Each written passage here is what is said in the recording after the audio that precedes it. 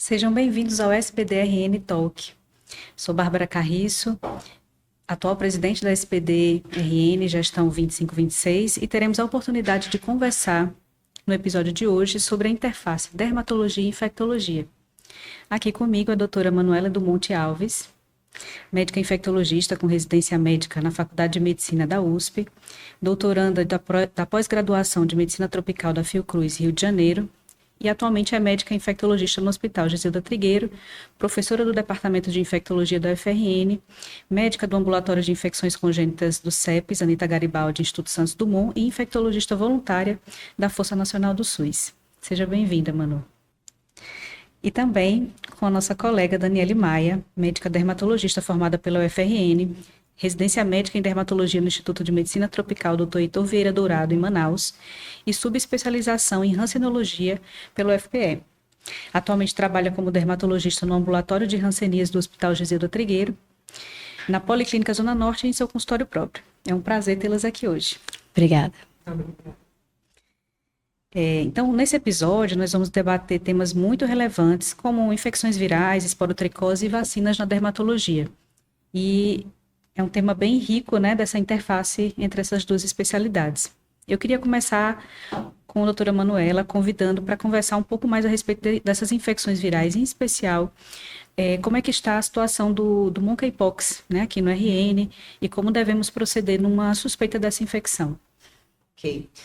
Na verdade, Mpox, na infectologia, existe um negócio importante que é a comunicação em saúde, e a Organização Mundial de Saúde tenta fazer com que a gente fale mais hoje em dia Mpox, para evitar que a gente associe a doença aos macacos e a gente tenha mortandade de macaco por causa disso.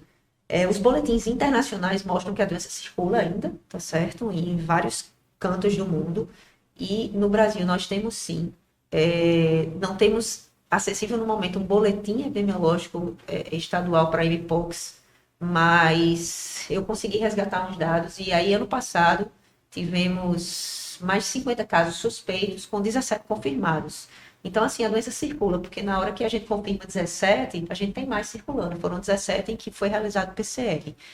E aí, para diagnóstico da doença, como é uma doença que veio agora para confundir um pouco a gente de lesões vesiculares, não dá para você olhar e dizer que é Mpox.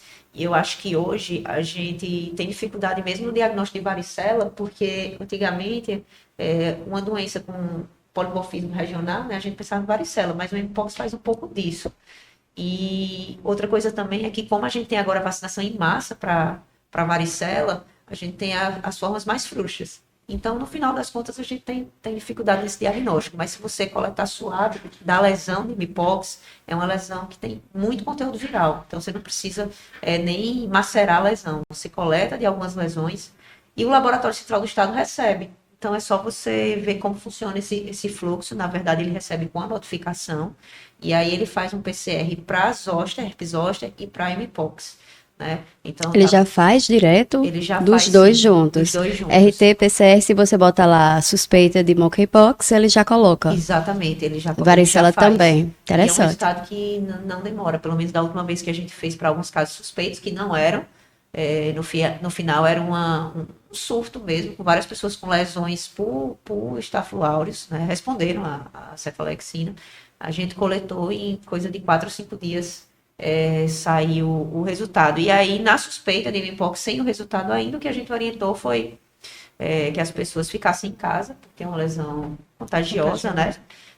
Uma coisa para suspeitar de Mpox é saber se essa pessoa teve alguém próximo que fez a transmissão. Manu, existe algum grupo de risco que a gente vai pensar mais, ou isso já não é assim, tá? Todas as idades, como é que funciona? Não, no início, quando Mpox é uma doença antiga, de certa forma, o americano tinha feito uma publicação de algumas pessoas infectadas por contato com animal silvestre, mas essa nova cepa que surgiu e causou, de alguma forma, epidemia, é uma cepa diferente em que ela aconteceu muito mais em contatos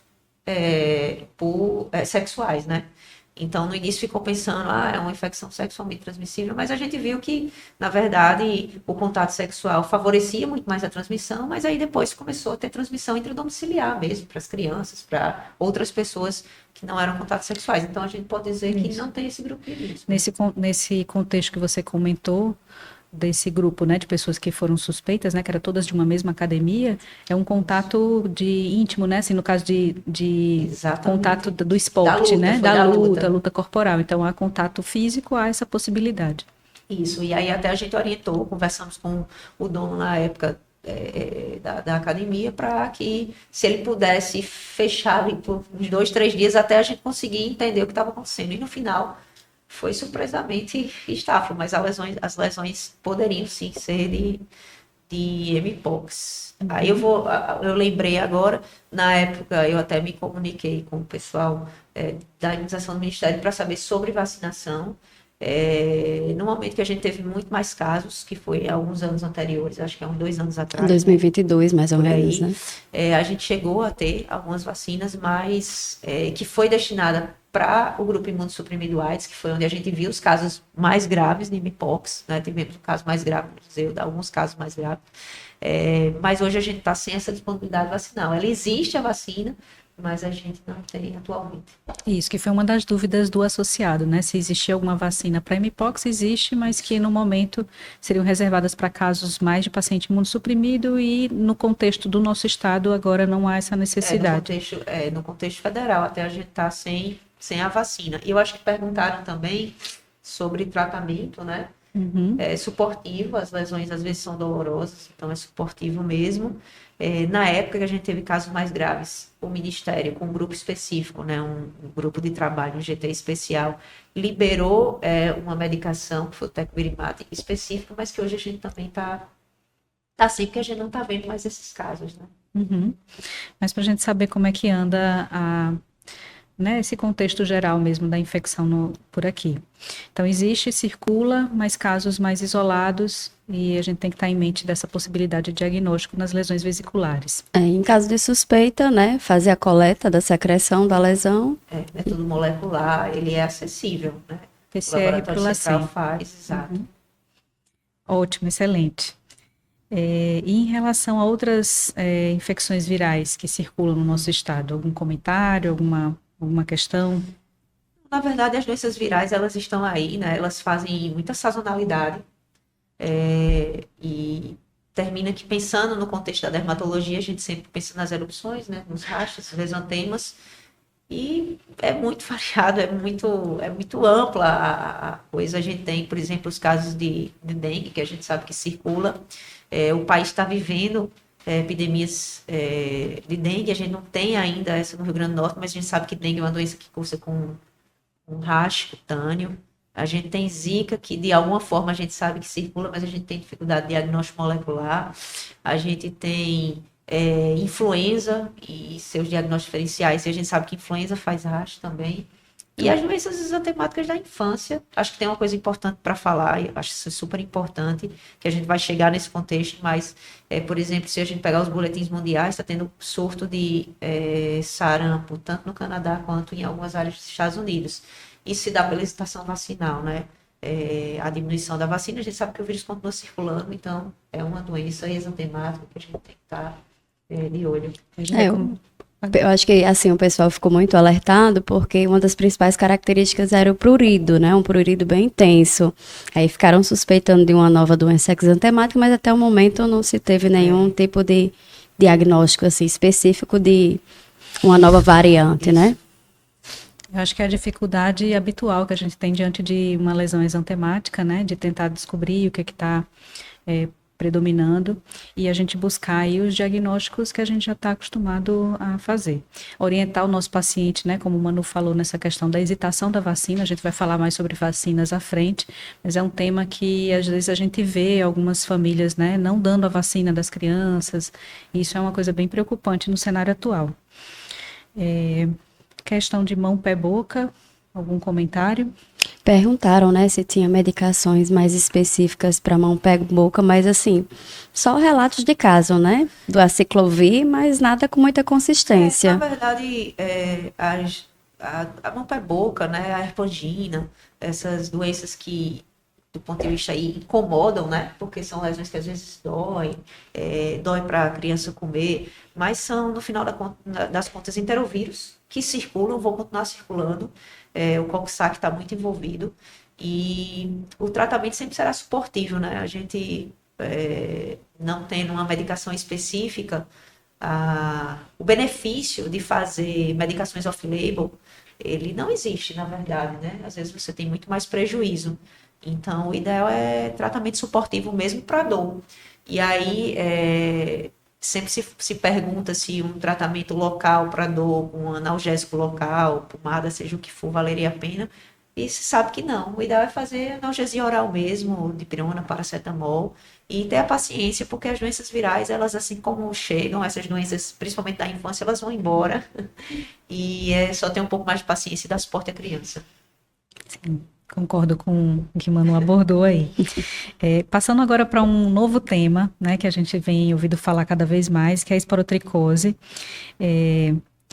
Queria que Dani comentasse um pouquinho o que está vendo lá pelo Giseuda, se consegue, né, ver esse panorama de como é que está no dia a dia. Lá tem um ambulatório específico, né, de esporotricose, doutora Eveline, que está na frente. André. E assim, eu acabo pegando alguns casos, mas por suspeitas de hanseníase, a pessoa chega com esporotricose. Mas assim, não era uma doença endêmica até pouco tempo, né? E a gente está vendo um aumento bem interessante desse número de casos, né? A forma mais comum que a gente vê é a cutâneo linfática mesmo. Certo. Muitas vezes é um desafio no diagnóstico, principalmente quando as lesões são mais iniciais ou não tem aquela epidemiologia tão marcada, né, em relação ao contato com gatos, né, contaminados. Então, eu vejo que, em alguns casos, eu tenho certa dificuldade e depois que a doença evolui, acaba ficando mais fácil o diagnóstico, mas no início, às vezes, pode ser bem desafiador. Manu, talvez tenha alguns dados epidemiológicos, né, desses... Quando foi feito o convite e a gente pensou em falar também de esporotricose, eu me comuniquei com a colega da Secretaria Estadual. Ela disse que está para sair um novo boletim mais atualizado, mas ela me mandou alguns dados que eu acho interessante. Que entre 2016 e 2024, né, foram registrados 676 casos humanos suspeitos de esporotricose. A maioria concentrados na capital, 61%. E em 2022 ela avançou a esporotricose para 7 novos municípios. Provavelmente esse registro ele sai um pouco atrasado. A doença chega e só depois de um tempo a gente consegue fazer a detecção. E para a esporotricose em animal foram notificados 2.535 casos suspeitos, confirmados praticamente 50%. Né? E Natal concentra o maior número de notificações, porque é onde a gente também consegue fazer mais investigação, né? E assim, a gente notifica desde 2016. Na verdade, eu lembro dos primeiros casos que chegaram para a gente. Sempre tem muito mais o cuidador do animal, pessoas veterinários ou que trabalham em pet shop, né? Terminam e pessoas de ONGs terminam que tem mais risco. Por quê? Porque, de fato, o animal que mais carrega o esporotrix é o gato, porque ele, na verdade, ele vai afiar as unhas em material orgânico na rua madeira e aí vai concentrar esse esporotrix e aí a arranhadura do gato é que transmite a doença. Para quem tem pouco contato na prática clínica, às vezes no consultório privado a gente não tem tantos casos, né? Assim, esse contato, ele precisa ter o gato mesmo arranhando a pele ou existem outras formas de transmissão? Então, a principal forma de transmissão é a inoculação do esporotrix mesmo, principalmente pela unha do gato. Mas aí, com a disseminação da doença, o aumento de casos, o que a gente começa a ver é o surgimento de lesões cutâneas em pessoas que não têm esse relato, né? Por exemplo, agora estou tratando um rapaz que é funcionário de uma clínica veterinária que ele não lembra da arranhadura realmente. Ele pensa assim, eu penso que eu lembraria, mas ele não lembra, e aí ele fez uma lesão cutânea, e aí nesse caso, como eu tenho um dado epidemiológico muito forte, e a lesão sugestiva, né? Não existe a lesão típica, claro, a gente sabe, mas uma lesão poderia ser, ele não tinha os linfonodos satélites, mas a gente iniciou o tratamento e ele teve uma resposta adequada. Então, cada vez mais, com um número maior de casos, a gente começa a ver pessoas com lesões que não têm relato. E, com certeza, pessoas que nem em tese, tem contato com gado. O diagnóstico no humano, né, assim, o exame direto não é muito sugestivo do diagnóstico. O ideal seria fazer a cultura, mas também não tem Inclusive, tanto. Assim, o que a gente acaba fazendo mais na prática é a biópsia mesmo, né? O Laboratório Central também do Estado recebe, certo, cultura, e é isso mesmo. Se você estabelecer esse fluxo, na verdade, ele recebe um material sempre com a notificação, tá? Eu até peguei esse dado que a gente notifica, é notificação compulsória desde 2017 no Estado, tá? Sendo regulamentado o instrumento de notificação, ela me falou a partir de 2020, mas a gente notifica desde 2017. Aí a pessoa no consultório normal, assim, ela quer fazer uma notificação. Fala aí como é que a gente pode fazer. Então, na verdade, assim, o país, ele geralmente oferta essas fichas de notificação no site do Ministério, existe essa ficha. Se você buscar na internet, em geral, você encontra, você imprime, preenche ela inteira, e esse material tem que ser levado com essa ficha de notificação para o Laboratório Central do Estado. É isso. Em soro, né? Se você coletar, vai colocar em soro. Para cultura. Para cultura em soro, em até 6 horas chegar lá, né? E o ideal é que, claro, se você, eu desejo entender esse fluxo, criar esse fluxo para eu fazer esse diagnóstico desses pacientes. Então, o ideal é se comunicar com o Laboratório Central para ver como funciona. A gente que trabalha em ambiente hospitalar ou ambulatorial, que ele já existe, termina que é mais fácil mesmo, né? Por exemplo, eu trabalho no GISEU e a gente tem um núcleo de notificação, um núcleo de epidemiologia que ajuda a gente nisso. Mas é possível sim, então não precisa ser um paciente que esteja no Hospital José Trigueiro para ele ganhar esse diagnóstico. Isso, porque às vezes você está em outra cidade, né, também, ou então você está no seu próprio consultório, não necessariamente precisa encaminhar para o Giseuda para poder ter esse fluxo. Esse fluxo pode existir independente. Que é uma dúvida comum. Às vezes a pessoa procura um ou outro colega específico que está ali dentro do Giseuda para poder fazer esse encaminhamento. E a gente pode tomar essa iniciativa da gente mesmo. Uma pergunta também que surgiu é a respeito do tratamento. Como é que está sendo o acesso, por exemplo, ao itraconazol, anfotericina B, e se ainda há espaço para a gente pensar em iodeto de potássio no tratamento da esporotricose. Tá. O Ministério, ele oferta itraconazol. Eu não vou lembrar a partir de que ano exatamente, mas ele começou a ofertar já faz alguns anos. A gente tem alguns momentos de falta, mas, por exemplo, atualmente a gente consegue ofertar esse tratamento com o itraconazol. Então, há alguns anos atrás, eu lembro que a gente pensou até em prescrever. Chegamos a prescrever para o paciente o iodeto, porque, enfim, seria uma forma mais barata. O Ministério ainda não estava dando. Mas hoje, com o Ministério integrando o itraconazol, ele pode ser recebido na farmácia, por exemplo, no Trigueiro, né, com prescrição e notificação. Quanto à anfotericina, na verdade, a gente reserva para casos mais graves, muito mais graves. Eu tive uma experiência com a anfotericina há alguns anos atrás, a gente tem essa publicação, de repente eu não sei o site de vocês, a gente põe, eu achei uma publicação interessante. O primeiro caso descrito até foi uma senhora que trabalhava em um local que tinha muito gato e ela dormia num ambiente com muito gato. Ela não teve arranhadura, ela fez inalação durante muito tempo, a gente conta esse caso aí na PLOS. E aí ela fez um quadro exuberante pulmonar. Infelizmente, essa senhora foi a óbito quando a gente iniciou a anfotericina, ela fez uma reação inflamatória intensa e foi confirmado, sim, que foi esporotrix. Então, a gente termina reservando a anfotericina para esses casos mais específicos. A maioria vai responder ao itraconazol aí de 3 a 6 meses. Os casos disseminados, né? Às vezes, paciente com HIV também, paciente gestante que, se tiver uma forma disseminada, praticamente é a única possibilidade terapêutica, né? Porque o itraconazol, até a terbinafina, que pode ser uma via secundária, e o iodeto de potássio também não pode ser feito nessa população. Tem alguns estudos para criança, assim, o itraconazol, ele é tranquilo para ser usado na população pediátrica. Olha, também? Eu nunca tive caso com criança, para ser sincera, mas a gente pode checar. Eu não vou lembrar de cabeça, mas acho que... eu tive um caso meu, assim, como não achei respaldo na literatura, eu preferi fazer o iodeto de potássio, na criança especificamente. Acredito que com boa resposta. Com boa resposta. Mas, assim, a intolerância gástrica é terrível, né? Lembrando que o iodeto a gente sempre orienta ingerir com comida gordurosa. Com comida, Isso é interessante esse alerta sobre essa doença que está em ascensão, né, no nosso estado, justamente para que a gente fique atento à possibilidade desses casos mais graves, né? Então a gente não negligenciar a possibilidade da doença no início e buscar aí o diagnóstico, a notificação, né, e o tratamento. Vamos falar de um tema que é muito discutido na dermatologia, né, que tem muitas dúvidas, que é a vacinas, né? São as vacinas e a dermatologia. Acho que é um tema bem interessante. A gente falou já um pouco sobre hesitação vacinal, acho que vale a pena a gente reforçar um pouco mais sobre isso, né? A importância das vacinas. Alguém gostaria de comentar? Manu? Tá. Eu acho que a primeira coisa é, existe um movimento da Organização Mundial de Saúde para trabalhar em cima da hesitação vacinal, né?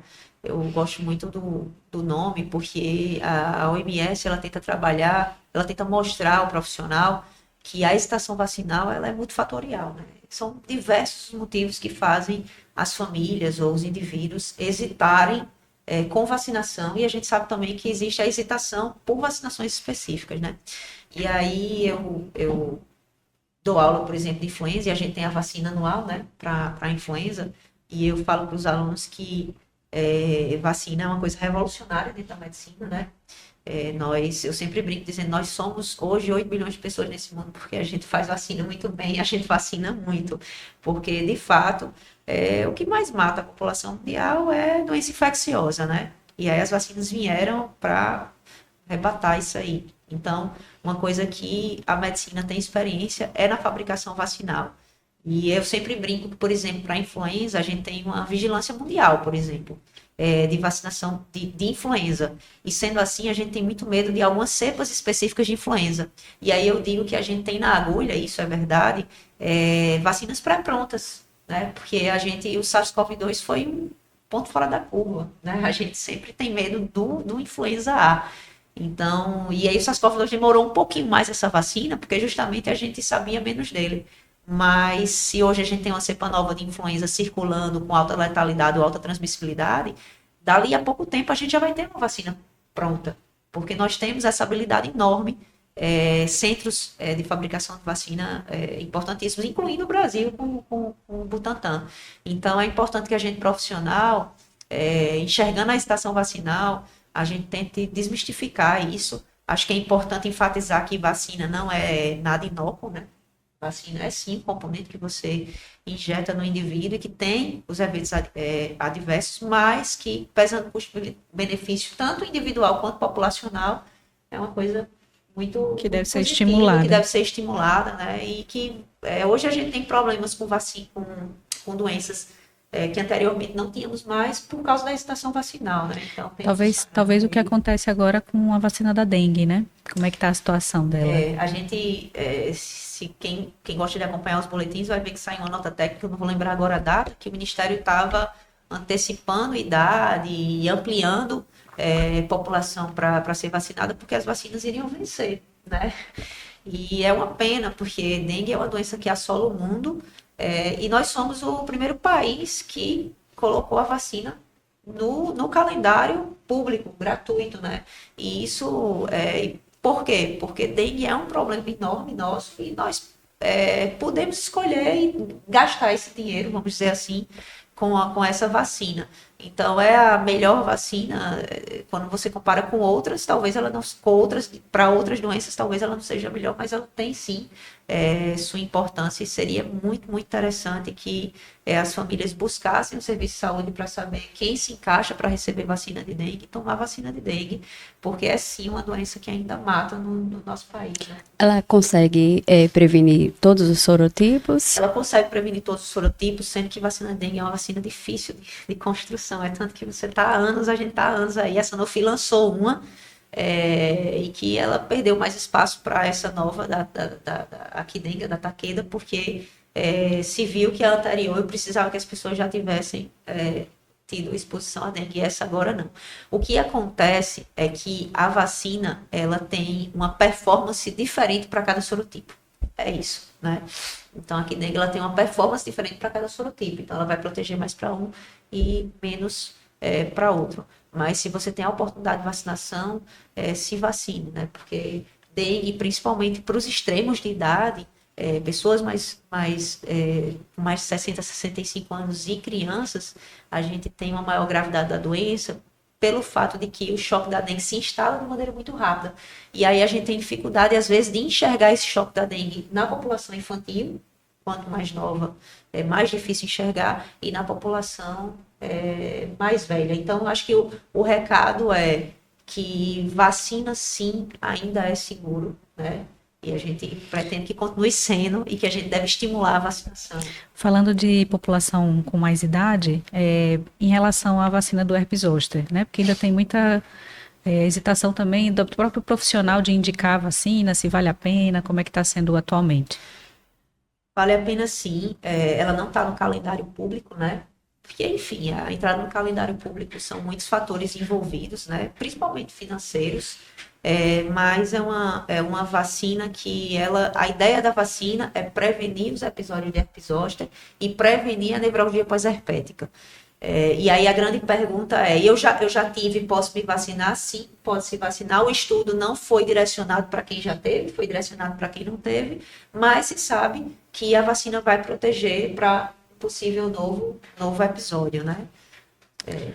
Acima de 50, né? Teoricamente, para todas as pessoas que tivessem possibilidade, de 18 até 50, para uns grupos mais específicos, imunossuprimidos, Isso, pessoas que vão usar. Para os imunossuprimidos, exato, que foi uma vantagem também dessa nova vacina, né, que veio, que eu posso fazer nos imunossuprimidos e vale a pena sim. Existe sempre uma discussão de se a gente não está vendo mais episódios de herpes zoster, né, e a discussão, na verdade, é que há 15 anos atrás, 20 anos atrás, a gente via muito mais varicela, né? E com a entrada da vacina para varicela no calendário vacinal, a gente praticamente, essa doença, ela foi sumindo. Então, na verdade, a gente tem uma menor circulação do vírus. E aí, talvez, essa menor circulação do vírus faça com que a gente tenha, vamos dizer, menos estímulo de anticorpo, no geral. Uhum. E aí, talvez seja essa uma explicação para a gente estar vendo mais episódios de reativação, no caso, com a herpes zoster. E duas perguntas que surgem muito quando se fala dessa vacina primeiro, a pessoa que veio para a gente, o dermatologista, tratar já um quadro estabelecido de herpes zoster, se vale a pena a gente oferecer a vacina após esse episódio. E uma outra situação que é até uma dúvida minha, assim, falando dessa população que se vacinou para varicela, né? Então, a chance de ter herpes zoster talvez seja bem menor, não sei, vale a pena fazer. Só fez a vacina de varicela, nunca teve varicela. Vale a pena vacinar para herpes zoster? Na verdade, vale a pena sim. Agora, uma coisa importante se você não sabe se você teve varicela mesmo, o ideal é que você saiba, porque se você realmente não teve, aí você tem que vacinar primeiro para varicela, com certeza. Entendi. Que no nosso país é uma coisa cada vez mais rara, porque a população que não teve a oportunidade vacinal, porque não estava no Programa Nacional de Imunização, teve varicela, porque é uma doença extremamente contagiosa. E agora as crianças já estão se vacinando. Mais ou menos quanto tempo, né? Porque a época da gente, a gente não se vacinava, né? O tempo depois do episódio de herpes zoster? Não. Mais ou menos há quanto tempo está no calendário vacinal a de vacina? Não vou lembrar agora exatamente, mas eu acho que a gente já tem uns 10 anos de vacina de varicela. Eu acho que é por aí. Da minha filha ainda não estava. O Fernandinho tem 10, já tinha. Já tem, Então, eu acho que é isso. Uns Eu acho 10 que é anos. isso, uns 10 a 15 anos no máximo, né? E a segunda pergunta, a pergunta que é bem frequente, pós-episódio de herpes zoster, se a gente deve vacinar. Pois é, quando vacinar, né? Na verdade, esse período, ele é difícil de dizer porque não se tem um estudo para isso, mas a orientação da Sociedade Brasileira de Imunização é que você espere em torno de 6 meses. Mas aí ele faz uma ressalva. Se eu tenho alguma urgência em vacinar antes por qualquer outro motivo, você pode antecipar esse momento, né? A ideia, na verdade, toda vacina, a ideia é que essa vacina encontre um hospedeiro capaz de fazer uma resposta imunológica adequada. É isso. Então, quanto mais você demora após um episódio infeccioso, talvez a performance da vacina seja melhor. É isso, né? Então, assim, se você pode aguardar esses 6 meses, ótimo. Se você tem, assim, alguma pressa em fazer antes, você pode antecipar. Isso. Certo. E em relação à vacina do HPV, que é outra questão também, se para as manifestações cutâneas ela tem algum benefício, ela pode ser útil? Dani? Não, né? A vacina atualmente ela vai pegar mais as cepas relacionadas ao câncer de colo de útero, da parte do períneo também. Então, assim, para os vírus mais comuns do HPV, as manifestações cutâneas mais comuns, ela não tem essa interferência ainda, né? Seria ótimo, porque a gente tem uns casos de verrugas vulgares, né, tão difíceis de tratar na infância, na adolescência, que às vezes poderia ter algo assim. Que é outra vacina que a gente, como profissional, tem que estimular, né, que os pais deem a vacina às crianças, às crianças e adolescentes, a faixa etária indicada, e isso é super importante. Eu não vou terminar que eu esqueci, mas eu acho que a Suécia tem algum país aí europeu que já conseguiu praticamente erradicar o câncer de colo desses novos vacinados. Então, acho que é mais uma vez a gente reforçando a maravilha mesmo que são as vacinas na prevenção das doenças infecciosas e das neoplasias associadas às doenças virais. Uma coisa que também perguntam muito, né, é que, por exemplo, o ideal é até 14 anos, né, fazer dose única, atualmente está sendo assim. Mas se for um adulto já que tem vida sexualmente ativa, se valeria a pena fazer a vacina do HPV? Na verdade, é interessante olhar até que idade a vacina está disponível, mas sempre lembrar isso também. As faixas etárias que entram no calendário do Programa Nacional de Imunização são faixas etárias muitas vezes selecionadas pelo Ministério porque são as populações mais acometidas. Mas isso não quer dizer que outras faixas etárias não possam fazer uso da vacina. Você só não vai fazer uso de maneira gratuita, né? Uhum. Então, e onde é que eu vejo, né? Onde é que você vê? Na verdade, existe o site do Ministério que tem o calendário da criança, do adulto e das pessoas mais velhas, mas você tem três sites, vamos dizer. Eu acho que o melhor, na verdade, é o da Sociedade Brasileira de Imunizações. Ele é um site que tem uma parte que é SBIM, né? Família, você clica, e aí lá tem tudo sobre as vacinas disponíveis, e eles também lançam os calendários. E aí ele lança um calendário que não está atrelado à vacinação gratuita, porque não é o calendário do Ministério. E aí é bem interessante, porque você consegue ver que vacinas estão disponíveis que você pode tomar como adulto. E aí várias delas você vai precisar pagar, mas que vale a pena.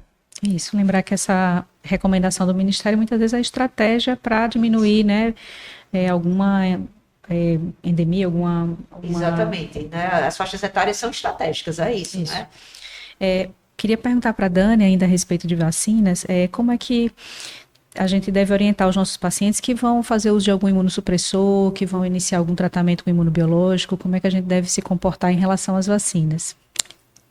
Tem algumas vacinas que são consideradas estratégicas, né? Nessa população, o ideal é sempre a gente tentar colocar as que são vacinas que não têm o vírus atenuado, né? São vacinas... Peraí, deixa eu colar aqui. Porque a gente estava até comentando, né? Existe um manual de imunobiológicos dos Centros Especiais de Imunização, né? Ele tem várias edições, o mais novo eu acho que é o laranjinha, ele também é disponível gratuitamente. E você pode... Lá tem todas as vacinas que os Centros de Imunológicos Especiais ofertam, que são as vacinas específicas, que são gratuitas, mas que não é para toda a população, que eu acho que é isso que você vai falar aí, né?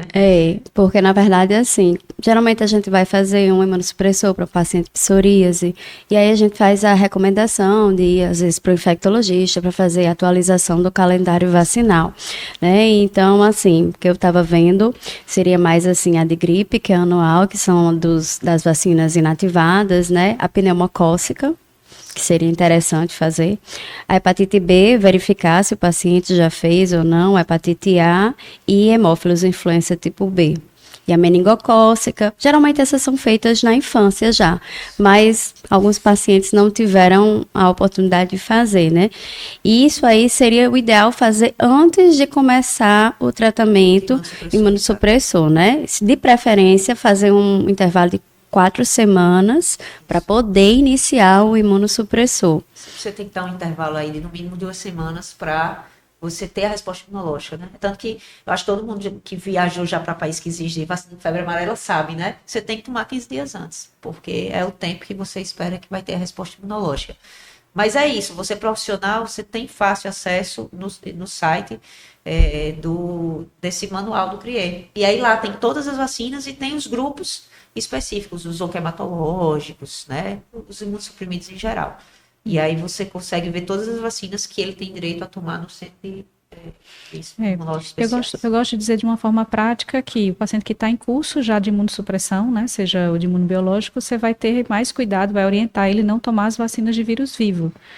E as outras a gente vai estimular, principalmente essas da influenza, essas outras que não vai ter problema. Mas sempre antes de iniciar, aí sim a gente tem que ter essa conduta de atualizar o calendário vacinal para que fique melhor estabelecido isso, né?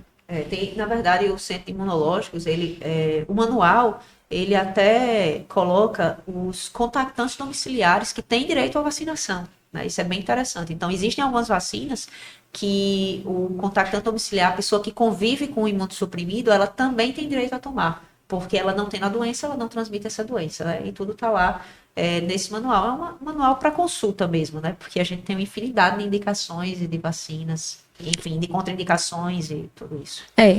Uma dúvida mais pessoal mesmo. Os pacientes que têm retrovirose, a família também entra nesse... Na verdade, hoje em dia, para os pacientes AIDS, em muitos casos a família não vai entrar por um motivo. Ele vai ter a recuperação imunológica pós-tratamento. Então, a vacina é mais direcionada para ele mesmo. Geralmente, o manual ele cita familiar para aqueles pacientes que vão ficar continuamente imunossuprimidos, né? Então, transplantados renais. Isso, exatamente. Vão ficar continuamente e aí não tem o que fazer. Mas no caso dos nossos pacientes AIDS, eles vão fazer recuperação imunológica, então não tem essa indicação.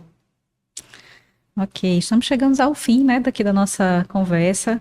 Queria dar a oportunidade para as duas falarem alguma mensagem final, alguma dica para os dermatologistas, Manu, Dani.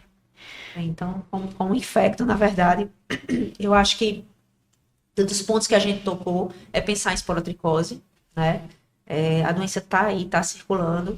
E às vezes o paciente demora nesse diagnóstico, às vezes é difícil pensar quando não tem aquela objetividade de falar que tem um gato, que foi arranhado por um gato, mas pensar em esporotricose porque a doença está acontecendo, né? Frisar que Mpox ainda circula, então é uma possibilidade, é um diagnóstico diferencial para a própria varicela e que a gente tem a oportunidade de fazer diagnóstico molecular via laboratório central. E eu acho que, por fim, a mensagem mais importante, em várias aulas eu termino falando, se você, como profissional, tem hesitação vacinal, busque conversar com outro profissional que entende de vacina, ou entre no site da Sociedade Brasileira de Imunizações, para ver que, em todos os casos, todos sem exceção, a vacina sempre vai ser muito mais benéfica, né? Quando ela tem indicação adequada. Então, tire a hesitação vacinal dos seus pacientes, dos familiares, e tire a sua hesitação vacinal, né? Vacina é uma coisa que é transformadora e vale muito a pena do ponto de vista individual e de saúde pública. Ok. Só agradecer a oportunidade e falar que são duas especialidades que realmente caminham muito juntas. Eu falo assim, eu gosto muito de estudar essa parte porque da dermatologia é uma das coisas que a gente consegue entender a fisiopatologia completa, né? Quando a gente tem essa interação entre a dermatologia e a infectologia. E também falar que são... os hospitais, né, públicos, os Giseuda, sempre está de portas abertas para, se precisar alguma dúvida específica, não deixem de pensar na hanseníase, a incidência ainda é muito grande. E, enfim, era isso. O Dani veio até de roxinho aí para lembrar da hanseníase também. Gente, eu queria agradecer enormemente, foi uma honra conversar com vocês. Né, eu acho que foi muito rica a nossa discussão, vai chamar a atenção dos nossos colegas associados do RN, parece que se a gente não está pensando, não está conversando sobre um assunto, ele não chega, né, no nosso dia a dia do consultório, mas tenho certeza que acrescentou muito a discussão que a gente teve hoje aqui. Obrigada.